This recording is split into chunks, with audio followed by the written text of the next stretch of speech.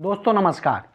आज कर्पूरी ठाकुर की 100वीं जन्म जयंती है और ऐसे अवसर पर एक दिन पहले ही भारत सरकार ने उन्हें भारत रत्न देने की घोषणा की है। ऐसे में आधा ग्लास लेकर आया है उनके जीवन पर एक किस्सा आप सबके बीच।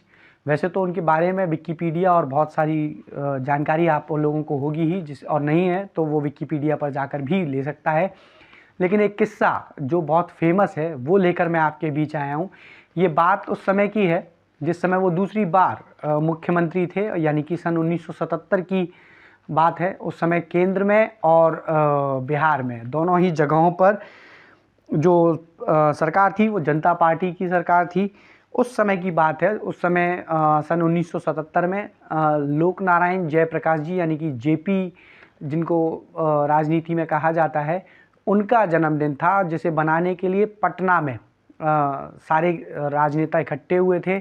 ऐसे में उस समय के मुख्यमंत्री कर्पूरी ठाकुर साहब भी उस समारोह में शामिल हुए थे, लेकिन उनका कुर्ता फटा हुआ था। एक सादगी की मिसाल देखिए कि उनके पास जो कपड़े थे वे उन्हीं कपड़ों के साथ उस समारोह में शामिल हुए। ऐसे में चंद्रशेखर जी ने एक चुटकी लेते हुए अंदाज में उन्होंने कहा कि उस समारोह में जितने भी लोग मौजूद हैं वो कुछ ना कुछ पैसा दान दें, जिससे कर्पूरी साहब अपने लिए नया कुर्ता ले सकें।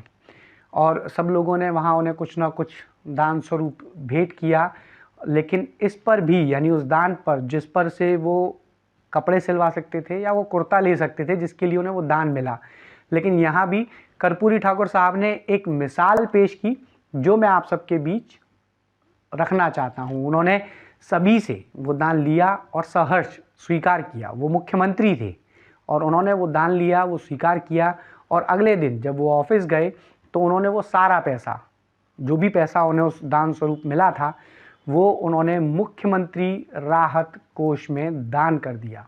उन्होंने उन पैसों से कोई कुर्ता नहीं सिलवाया। ऐसे थे कर्पूरी ठाकुर साहब। और मैं आपको एक बात और कहना चाहूँगा कि 30 साल सक्रिय राजनीति में रहे, 2 बार मुख्यमंत्री भी रहे, लेकिन उसके बाद भी उन्होंने अपने लिए जीवन में एक घर भी नहीं बनाया। एक ऐसे आदर्श जिन्होंने विरासत के तौर पर अपने परिवार के लिए सिर्फ एक झोंपड़ी छोड़ी थी, और वो झोंपड़ी भी वो झोंपड़ी थी जिसमें उनका जन्म हुआ था। उनके माताजी पिताजी ने जो झोंपड़ी थी या जो पैतृक संपत्ति थी, वही संपत्ति भी वो विरासत में छोड़ कर गए।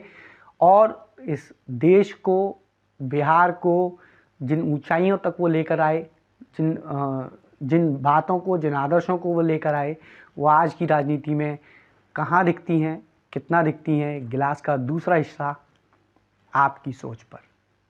अगले एपिसोड में आपसे फिर मुलाकात होगी। तब तक के लिए नमस्कार।